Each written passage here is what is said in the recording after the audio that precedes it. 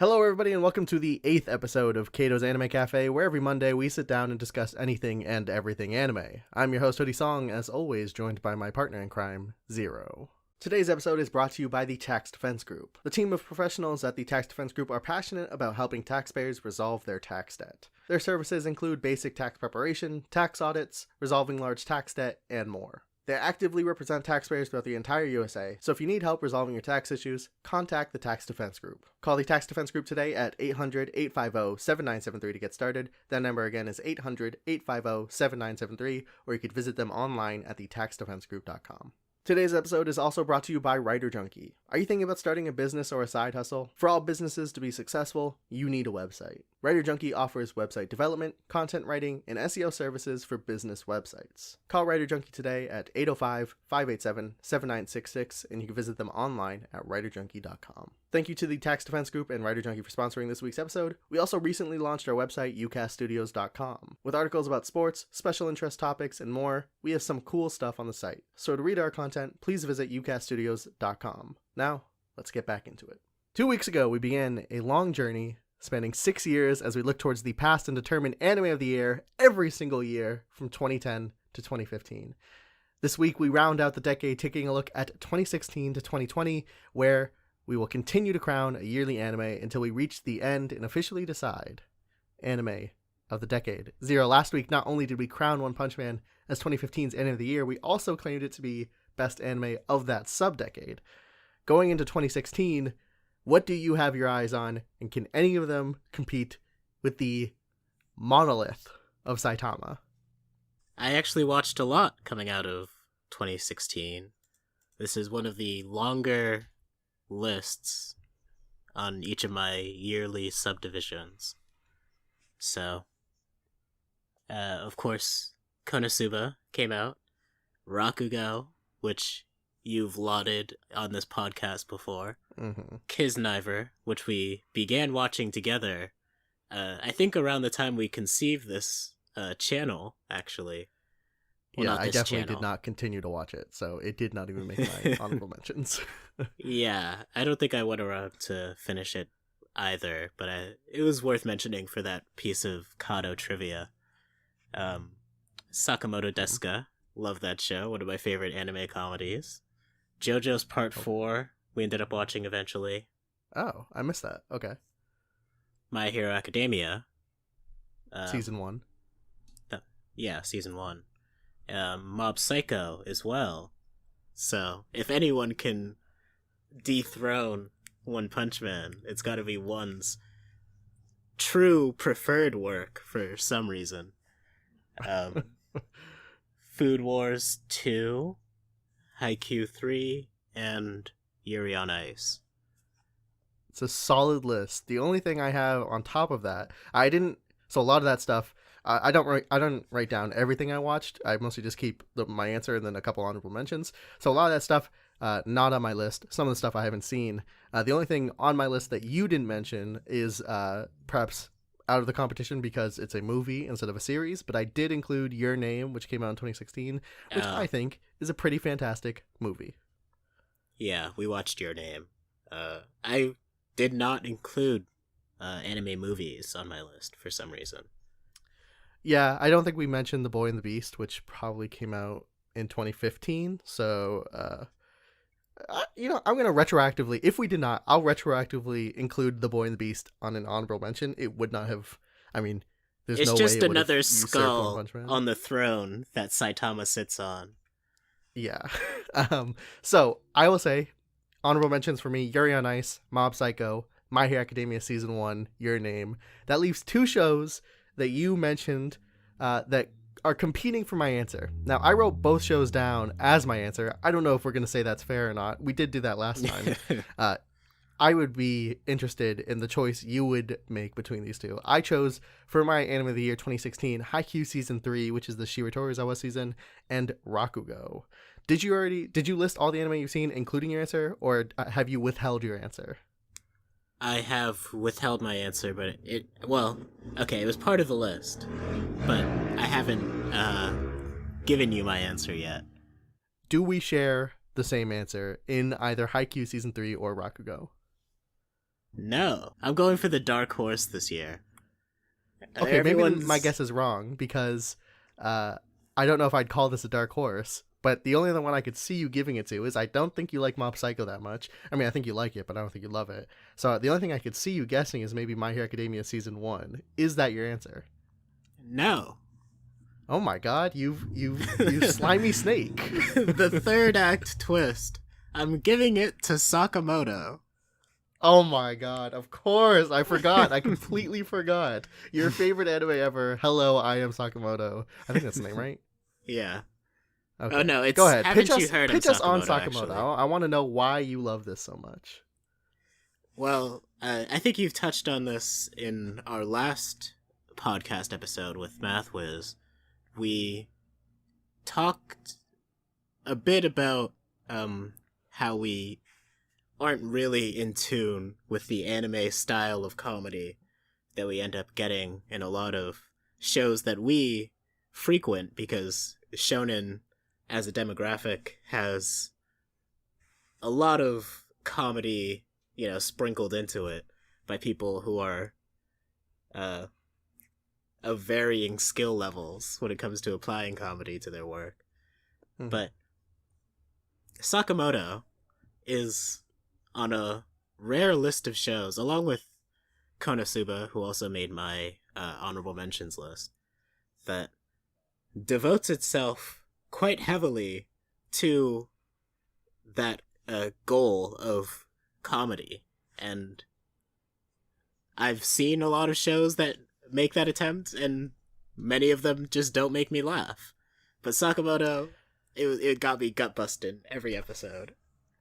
Yeah, so I put Sakamoto kind of in the same camp as, in fact, I wouldn't be surprised if these had some similar bridge, maybe a writer, maybe just some staff. I don't know. I would not be surprised. I put it in the same camp as The Disastrous Life of Psyche K, which is for all intents and purposes, plain comedy. Not as in a judgment, but it is not as to where One Punch Man is a comedy and a drama. I would say these are just comedies.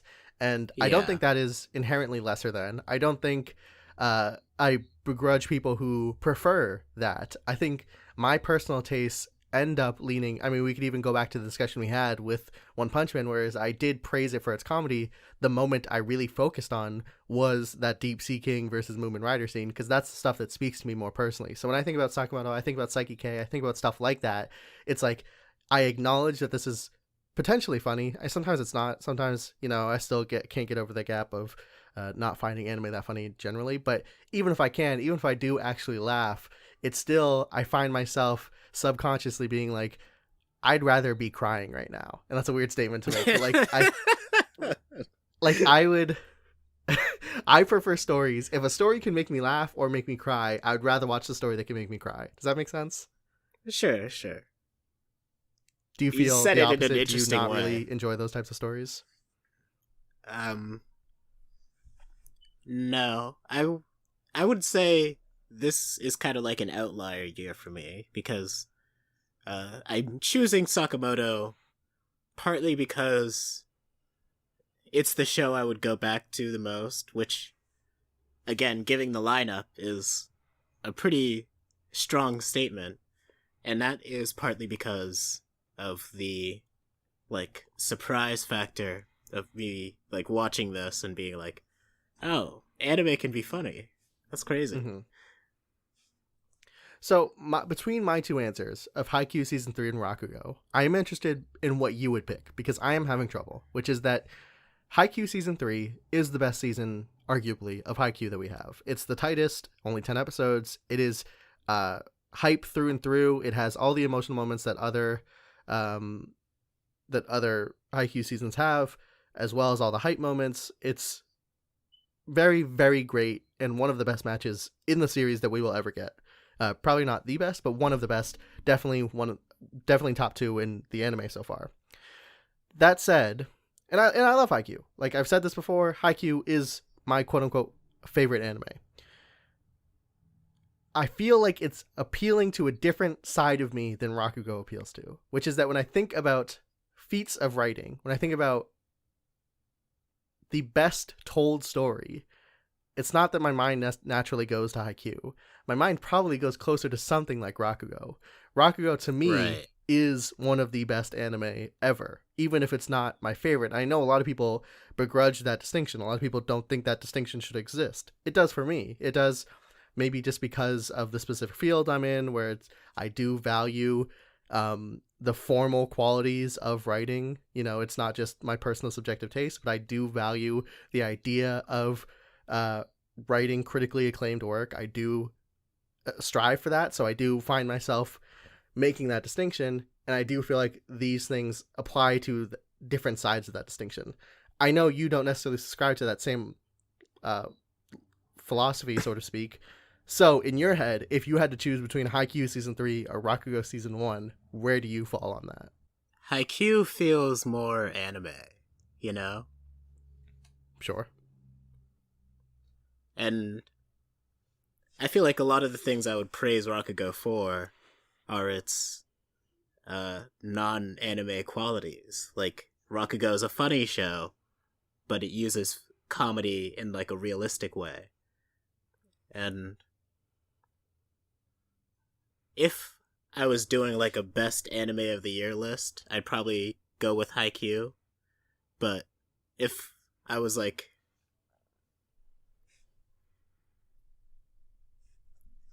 I think Rakugo is something I would probably recommend first to a lot of people. So it's interesting here where it seems like you're subtracting points for Rakugo, or at the very least adding points to Haikyuu for being more like the medium of anime than the other. Does that make sense? Yeah, that is kind of what I'm doing. It does seem weird. I don't know if I would do that.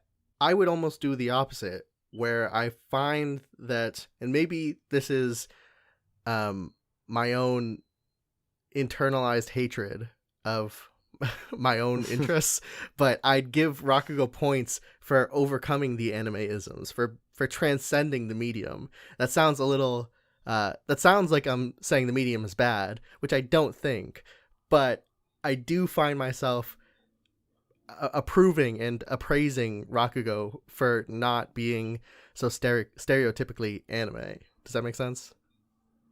Yeah, I definitely think that's something worth appreciating. That allows us to, like, close the gap with people who are just so out of tune with anime.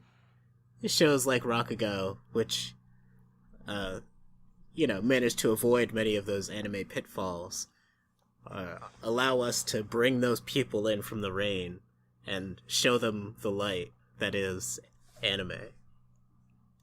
You know, sometimes I feel a bit like the Avatar. I always feel like the Avatar. I feel like I'm a man of two worlds, and one part of that world is the spirit world, and that's the anime fans. It's a bunch of wackos. And then the other part of the world, or the other part of me, is the human world, where people watch normal movies in DVD.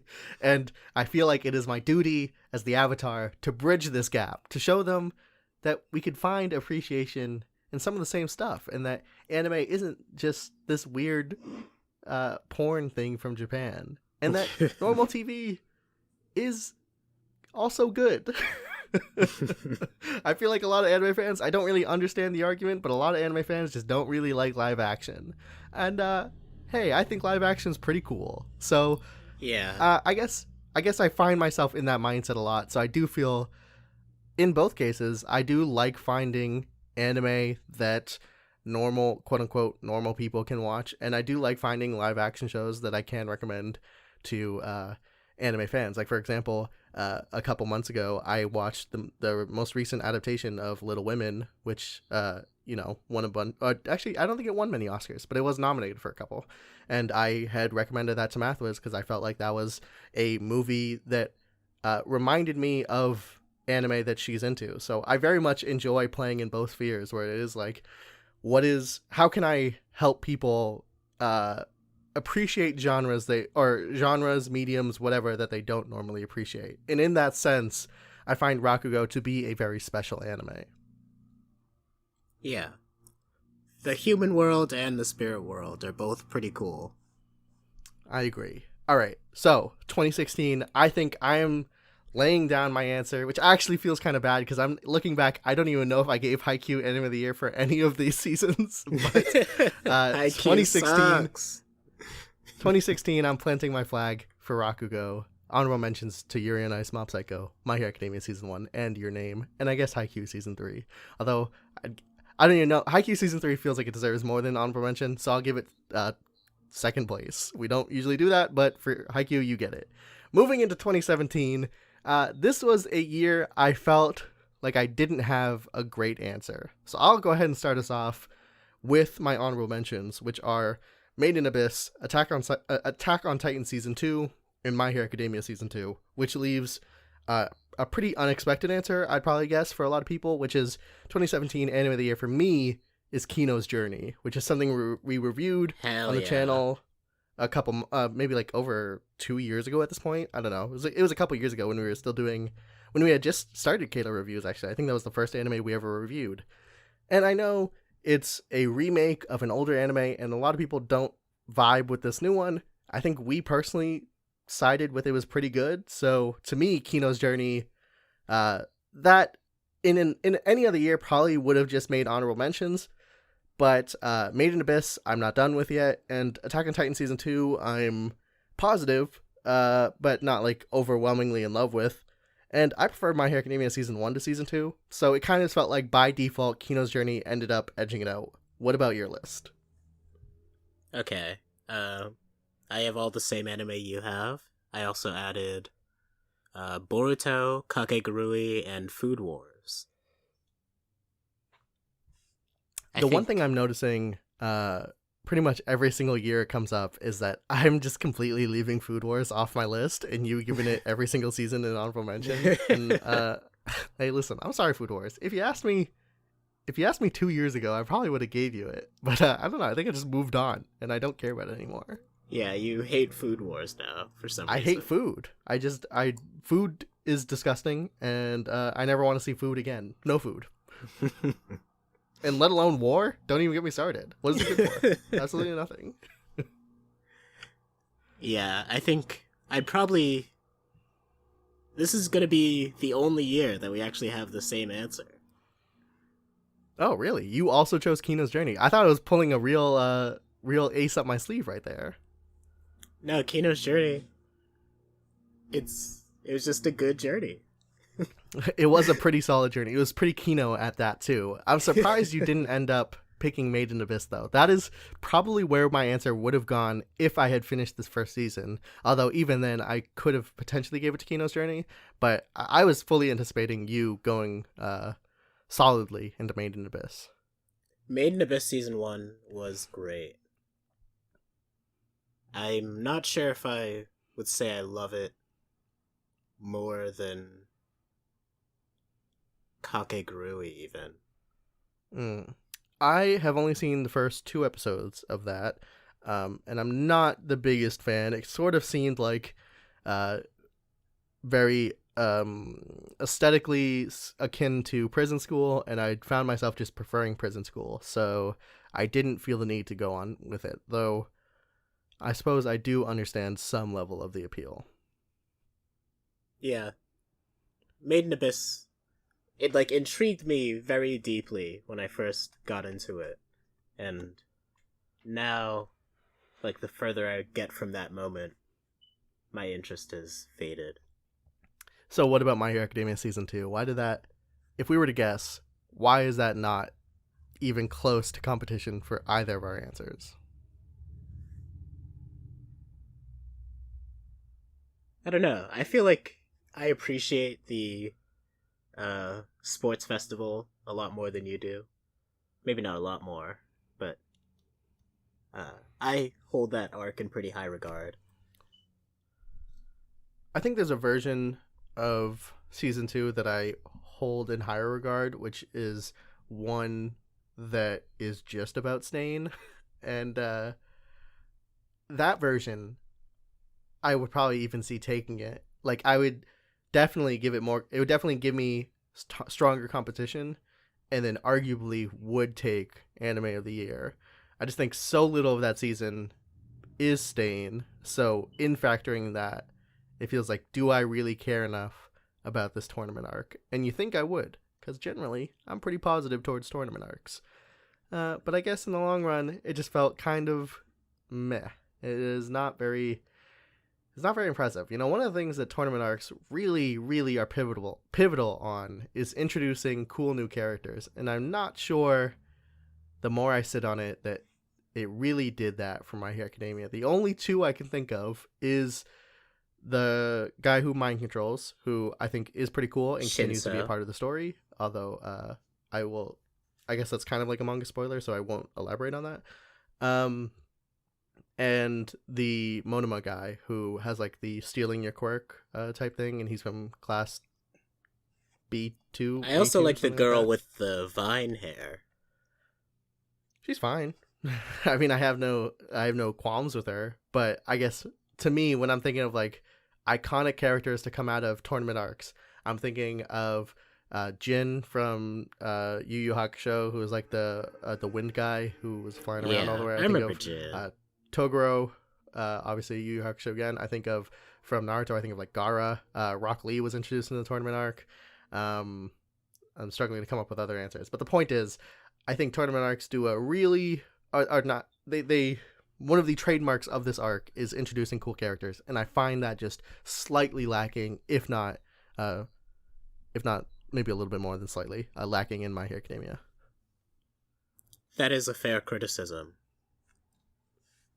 I think the fact that Stain is like solved in one alley in one night is kind of like a microcosm of the entire argument or issue we were having with modern shonen last episode, where it seems like arcs are just getting minimized. Stain had a lot of potential as a character, and his story basically ends there.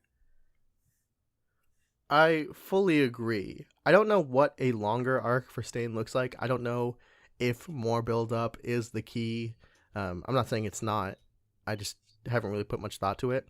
But the fact that Stain is introduced so quickly and dispatched of so quickly, and as far as I know, doesn't really come back at all, that's pretty whack to me, I guess I'd say. Moving on to 2018, though, with Kino's Journey and Our Past, both as Anime of the Year. 2018, I had a pretty short list. In fact, I only have 2 anime. Both of them, I will say, competed pretty strongly for the first spot. Ultimately, honorable mention went to Run with the Wind, and my answer went to Bloom Into You, which, if you guys remember from 2 weeks ago, was Mathwiz's special shout-out at the end of the episode as one of her favorite anime that she wanted more people to watch. I fully agree. Bloom Into You is very, very good. Will probably move into like my top 5 as I spend more time with it, especially if there is a season 2, or if I just get off my lazy butt and read the manga. Bloom Into You is very great. Run with the Wind, also very great. As far as I know, you've seen neither of these shows, so I'm interested to know what your list is for 2018. Yes. Okay, so for 2018, I have Megalobox, Attack on Titan Season 3, Bunny Girl Senpai, My Hero Academia Season 3, Psyche K, and the Legend of the Galactic Heroes remake. What even is Season 3 of My Hero Academia? I don't remember. Season 3 is the Hero License Exam. That's it? Other stuff happens, probably. Oh, wait. I'm pretty sure... Does Mirio get introduced at the end of Season 3?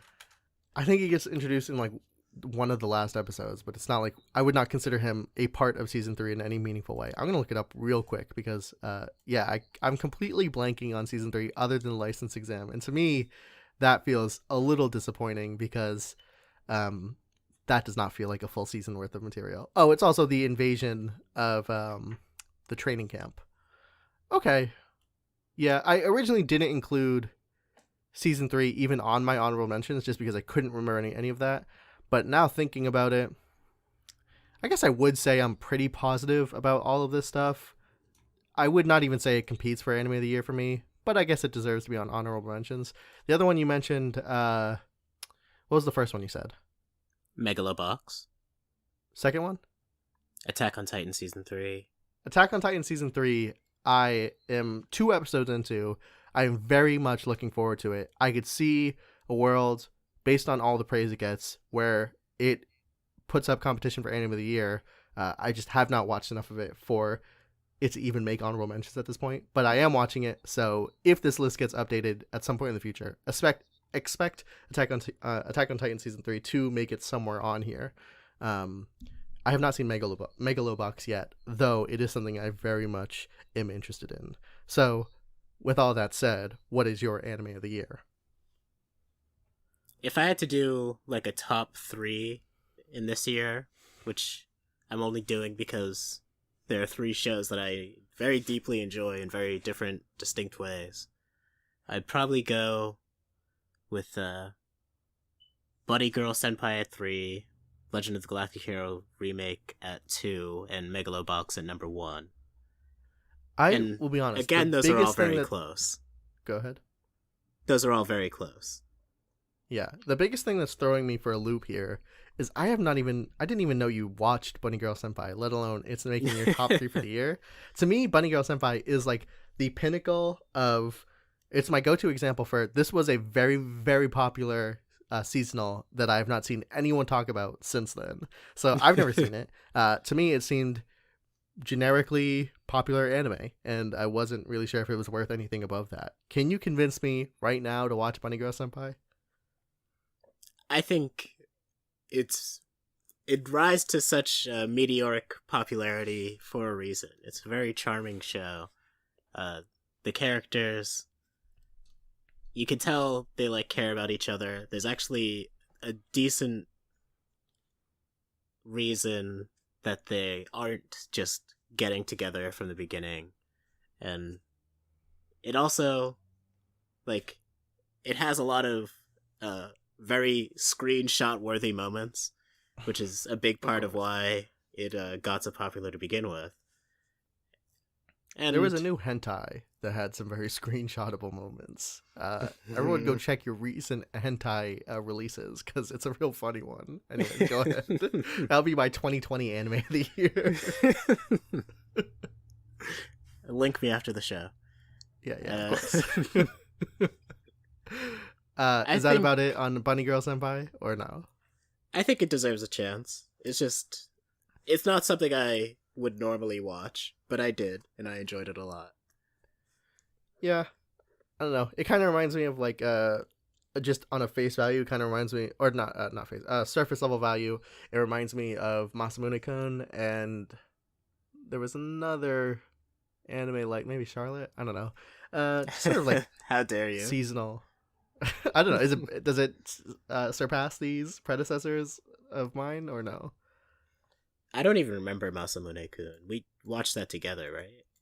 We did, and we were so impressed by the first episode, and then so utterly disappointed because the first episode, Masamune is so unique as a character. I remember that. How slimy he is, and how like because the whole conceit of the show is that this guy was asked out a girl in elementary school or something, and she turned him down. So now he has dedicated his life to like getting revenge, getting her to confess. Yeah, it's kind of like I'd say it's a precursor to Kaguya-sama.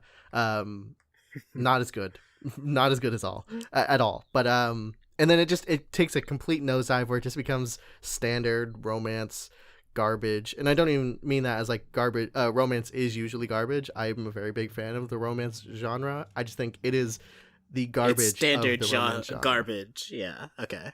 Yeah. Going into. Oh, sorry. Was there more you want to say? I was just going to say, Masamune-kun and Charlotte are both examples of shows that we started off like feeling pretty good about, feeling pretty interested by, and then like halfway through the show, in Masamune-kun, I think it was literally episode 7, we just like turned around and started hating it. Yeah. Although I will say 2018, unrelated to that, does seem like a pretty good year for sports anime, as we did have Megalobox and my honorable mention, which was Run with the Wind, which is not like other sports anime, but if you remember 2 weeks ago, I compared it a bit of, a little bit close to A Hero no Sora, which I very much like. So 2018, short year for me, but not a bad year. Moving into 2019, this is a competitive one. I have 4 anime here listed. All of them could compete for number 1. I did narrow it down to 2, and I cannot choose between them. So I'll start with my 2 honorable mentions, which I've mentioned them multiple times in these past 2 episodes, which is A Hero no Sora and Kaguya-sama. A Hero no Sora is the basketball anime that I just mentioned, and the one that I shouted out at the end of the other episode with Mathwiz. Kaguya-sama is the one I was just describing, which is a sort of comedy show about these 2 geniuses. I pitched it to Zero as if L and Light were both in love with each other and were using their incredible geniuses to try to get a sort of romantic one-up on the other one. It is comedy. It is funny. It is actually funny. And then it also does that sort of One Punch Man thing I was talking about, where it is it lures you in with the funnies and then drops this emotional bomb onto you. So I think Kaguya-sama is a fantastic anime. A Hero no Sora, fantastic anime. But neither of them made competition for number 1, which is going to a tie between The Promised Neverland and Beastars. I don't even know how I possibly could pick between these 2 because they're so good. Like, both of these could go down as in like my top 3 anime of all time. So I honestly don't even know how I could choose between them. What is your list for 2019? 2019 is a pretty stacked year, honestly. And I didn't even see like 2 of the shows that you were talking about. My list includes Kakegurui Season 2, One Punch Man Season 2. I gave Demon Slayer an honorable mention, but obviously that's it's just there as a footnote. Dr. Stone, My Hero Academia Season 4, A Hero no Sora, and of course, The Promised Neverland. Yeah. I would have put My Hero Academia Season 4 of the manga on my honorable mention. When it came down to it, when I watched it in the anime, it ended up falling a bit flat for me. I don't know if it's as simple as a lot of people will point to that last overhaul fight The last overhaul fight was mostly fine. It was Overhaul versus Mirio, which a lot of people complained about. I fully understand the complaints. I probably even agree with them. I don't know if it's just that, though. I do feel like overall I ended up just not liking it as much as I did when I read the manga. You know, talking about the Kirishima versus Rappa fight. That was literally my favorite fight of the series when I had read it. And that, you know, Kirishima became one of my favorite characters. And then I watched it in the anime and it still hit, but it did not hit nearly as hard. And then the one thing I will give Season 4 is I think the Endeavor stuff worked even better in the anime than it did in the manga. I was tearing up with the Endeavor stuff. So I would, maybe with that, I'll say honorable mention, but it's not competing in the same way the manga would have. I'll say that.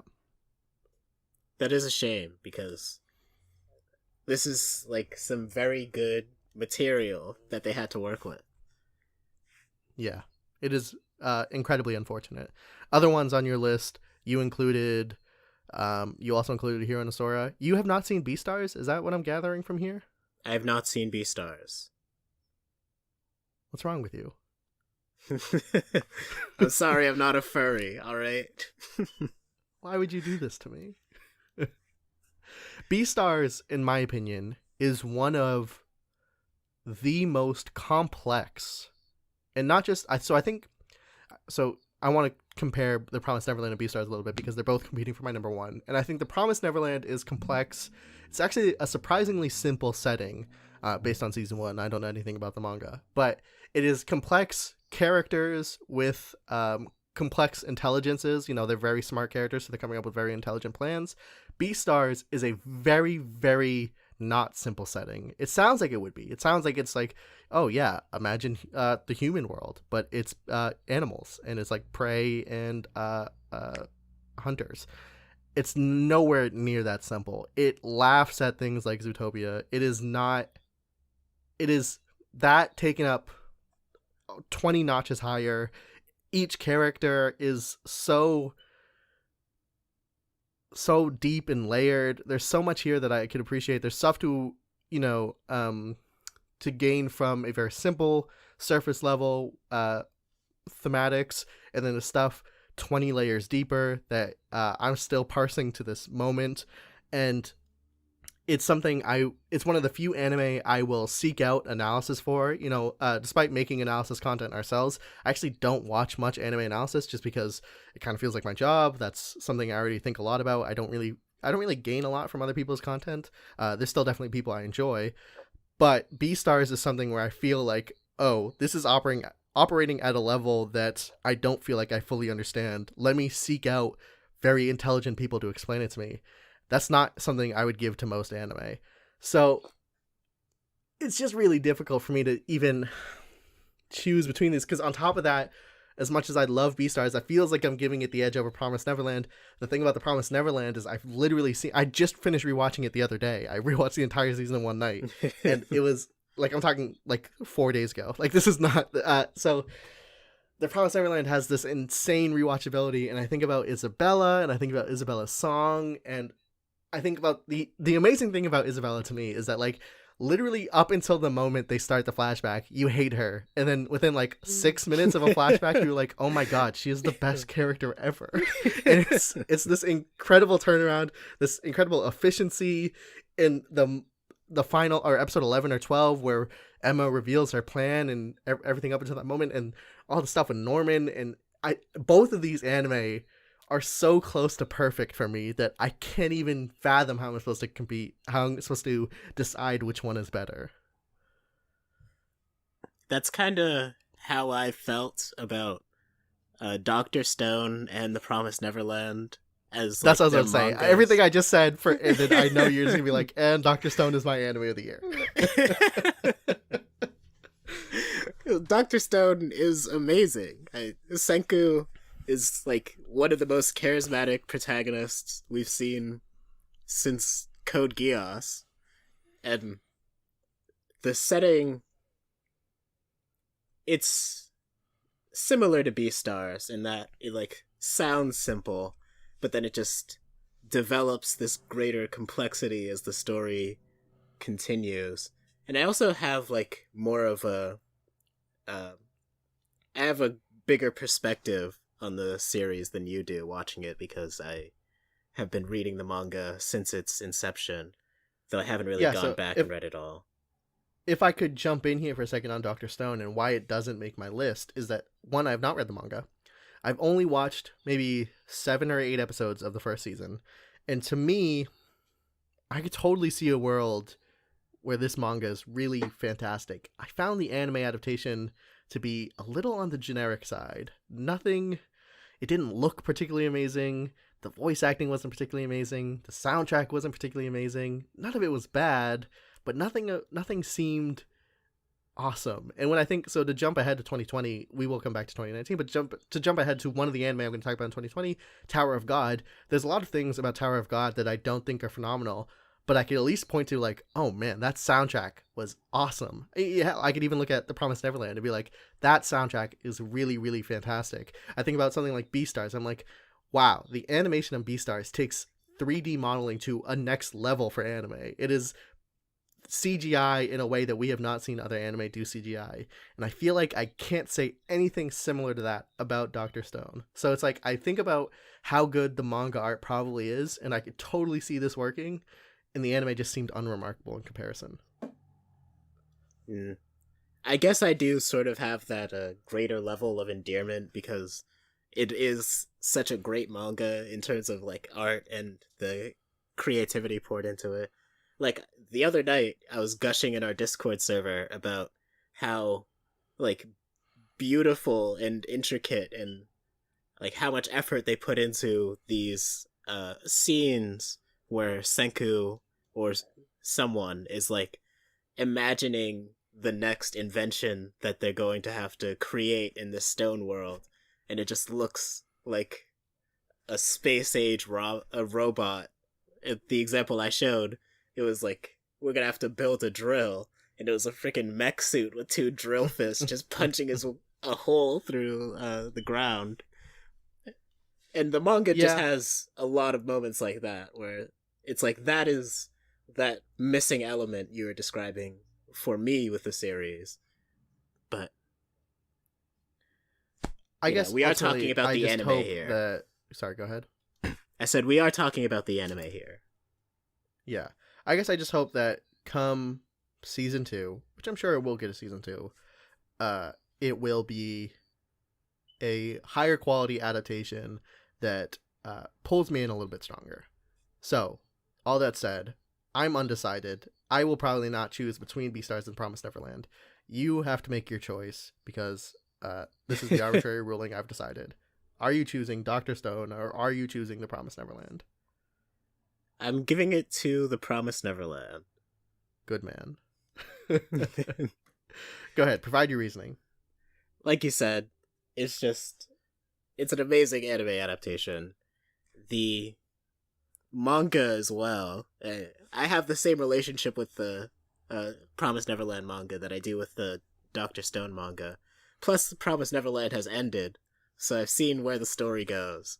And, like, watching the show with that in mind, it's like going back and experiencing the beginning again in color for the first time. It's it's great. Like, seeing Isabella, certainly, in Norman. Tread carefully here, because if you spoil anything on me, or anything for me, I will snap your neck. I would never spoil a work this great, because I really do think The Promised Neverland is like the new Death Note of Shonen Jump. I'm probably going to have to not read the comments to this video, just on the off chance that someone's going to be an asshole. I don't think anyone would, but you got to understand, I watched The Promised Neverland when it came out, and since then, I've fought and I've resisted every urge to look up spoilers. Not even, I mean, I would not look up spoilers, but I've resisted every urge to read the manga, and it's just so hard. I think about and especially with the recent news that The Promised Neverland Season 2 is delayed because of the coronavirus. Oh my god, that was heartbreaking. But hopefully we still get it soon, and hopefully all the answers to the questions I have are answered. I'm really hoping it's good, because I know you love it, and I know you are satisfied with the ending and where the series went. I also know a lot of people weren't, and I am very worried about that. So hopefully The Promised Neverland stays as good as I think it is now. That said, let's move on to 2020. I only have 2 here. Obviously, we have the same too. Maybe not. This is obviously tempered by the fact that the year is not over yet. In fact, I probably should have thrown Japan Sinks on here, but I did not, as an honorable mention.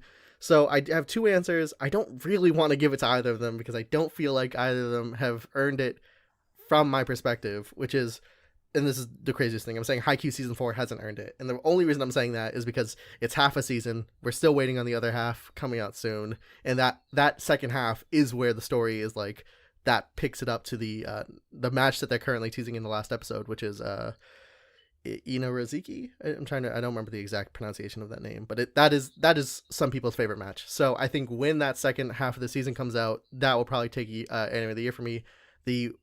So I guess by default, the answer I do have to give right now is I would say probably Tower of God is my anime of the year.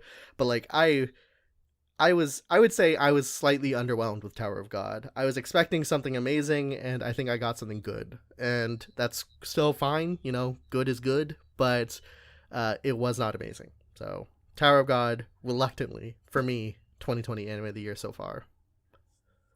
Yeah, this is one of the sparsest lists of the entire decade for me. Again, only 2 entries. Not the same 2, because I forgot Haikyuu Season 4 was even coming out, and I haven't checked it out. So, I have Japan Sinks and Tower of God. Like you, I sort of don't feel like giving either the crown, but I guess if I had to hand it over to one of them, I have been more excited about Tower of God, which I haven't finished, so no spoilers. I'm about 6 episodes in. I've been watching it slowly over Discord with a friend, and you know what we should maybe do next week? We had agreed that we would review the first half of God of High School.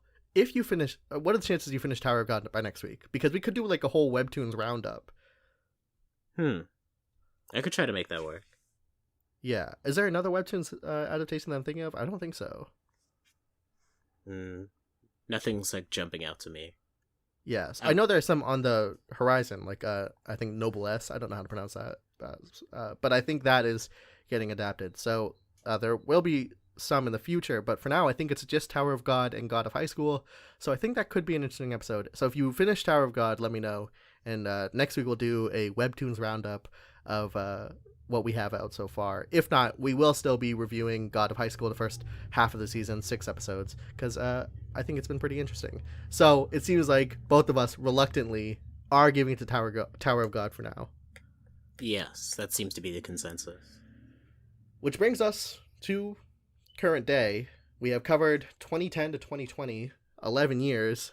Last week, 2 weeks ago, we crowned One Punch Man as winner of that sub-decade, best anime from 2010 to 2015. Now, having gone through 2016 to 2020, the question is, do any of these touch One Punch Man for you? Before you give your answer of like if it is better or if One Punch Man still holds a crown, what are you thinking of things that even compete? We did get Haikyuu Season 2 and Season 3 in this sub-decade. No, we got season 3 and season 4. Oh. My mistake. Season Haikyuu 2 is in was 2015. 2015 or something? I don't remember. Yeah. Still, Season 3, that's pretty good. I haven't seen Season 4 yet. It's good. It's just, it is not like, the highlight of season 4 has yet to come, is what I'm saying. Yeah. The Promised Neverland, Season 1, probably competes with One Punch Man, in my opinion. Yeah. For me, I'll throw out some names of things that I think compete. I'm not saying all of them are as good, but I think these are in the same competition. I'd probably go like Rakugo. I wish I could just combine Haikyuu into one anime. If I could, I'd probably give it to Haikyuu, at least in competition. I'd probably go Rakugo. Mob Psycho, I think, competes. Bloom Into You, I think, competes. The Promised Neverland and Beastars both compete. And I think that's it. Maybe I'd give it to Kaguya-sama too. But I can only think of a couple that compete. That said, for you, is anything taking down One Punch Man? Narrow it down for me. What are you thinking right now?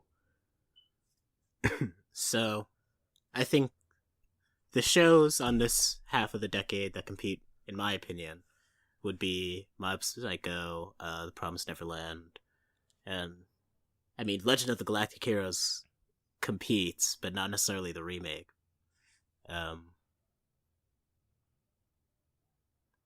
If you had to choose one of those right three. now, one to face off against One Punch Man, choose one. I would pick The Promised Neverland. Okay, so let me pick one. I think... Oh no, why did I just say that? Why am I picking one? Because I feel confident about 3 competing, which is Rakugo, The Promised Neverland, and Beastars. And I couldn't pick between The Promised Neverland and Beastars for 2019, let alone pick one to throw up against One Punch Man right now. Oh, this is so difficult. I really should have just picked an answer before we started recording, because I don't know if I can right now. Rakugo, right. Roll a The Promised 3-sided Neverland, die. Beastars. Oh, that's so much. What are you thinking? Well, I picked The Promised Neverland out of those options. I have Okay, so what I mean more specifically is throwing up The Promised Neverland versus One Punch Man. Do you pick The Promised Neverland? I'm gonna have to go no. It doesn't beat the king. The monolith of Saitama still reigns. He still sits on that giant yellow rubber throne. Hell yes, he does. Saitama's the main man. So here's the thing about One Punch Man is I think elements of all the anime that I like on here do compare. I think Kaguya-sama does that same funny until suddenly I'm crying as One Punch Man. I think The Promised Neverland is as rewatchable as One Punch Man. Frick, man. All right. If I'm picking one, I'm throwing up. Okay, here's why I'm going to pick Beastars over The Promised Neverland. Because I am and maybe this is not fair, but I am more confident that Beastars will continue to be good as to where I'm a bit shaky on The Promised Neverland right now. So maybe I'm just trying to future-proof, but I think Beastars... I think I'm going to throw Beastars up against One Punch Man. And that just leaves me with the impossible choice of our man Saitama facing off against Legoshi. Oh, this is so difficult. And the interesting thing is, One Punch Man is not a complete story. So if I was going for something like Kino's Journey, right, like I'm comparing a complete story versus an incomplete story, I could count that as a point against One Punch Man because I don't like One Punch Man Season 2 all that much. I mean, I think it's good, but I think it is a massive downgrade. Oh my god, I don't know what to pick. All right, I'm doing it. I'm just saying it. I don't know if I believe it, but I'm just saying it. Beastars wins. I think Beastars is anime of the decade for me. You really are a furry. I'm just a huge anthropomorphized wolf, man. I just love wolves. I love bunnies. I love deer. I don't know, man. I just love them all. You should probably end the podcast so you can go play more Bloody Roar. I think about well, actually, maybe this isn't fair then, because the scene I always think about with Beastars that sells me on this show is the story rather is that scene where Louis pulls the gun out on the tiger, and at that point we had never seen a gun before. We didn't know guns existed. We had no reason to believe someone would be carrying a gun in a high school, and he pulls out a gun and says, "You and I are not equals." And it's like, that scene to me is so stunning, and it's not in the anime. So maybe I can't. Maybe that's a point against Beastars. Am I going back? Am I changing my answer? You're gonna keep debating this amongst yourself for several hours to come. Like, okay, because even if I say it's not Beastars, do I then just say maybe it's The Promised Neverland? Does The Promised Neverland win? Okay, here's why I wouldn't say The Promised... If I did put The Promised Neverland up against One Punch Man, here's why I would not give it to The Promised Neverland. That is not a complete story. Neither of them are complete stories. One Punch Man could be. One Punch Man Season 1 could end where it is, and I don't think it would be a huge problem. The Promised Neverland could not. So in that competition, I would edge it out to One Punch Man, which only leaves one choice left. In the competition of One Punch Man versus Rakugo, does Rakugo take it? Rakugo is so good. Like, it is so well written. It's very good. And Rakugo has such a great OP. I mean, so does Promised Neverland, honestly. And so does Beastars. Great anime have great OPs, believe it or not. True. Okay. I think I'm just going to settle on One Punch Man. I think One Punch Man just... I don't know. I think we found a question that breaks me. I don't think I can give an answer. You came up with this question. This whole podcast series was your idea. I'm gonna cry because I've been forced to do something so terrible, like pick a favorite. And there's so many anime. I mean, we just covered, and none of this has talked about Haikyuu, which is my favorite anime. Or is it? It definitely is. I just think it is in the context of a full series, and I don't think any individual season competes in that level. So I think we're just going to go undecided. I think your answer is One Punch Man still remains king. I think my answer is it is Saitama, Legoshi, Emma, and I don't remember any of the Rakugo character names. Just all in a 4-way brawl for the crown Rakugo right now. Man. Okay. That's a good enough all answer. Right. Yeah, I suppose so.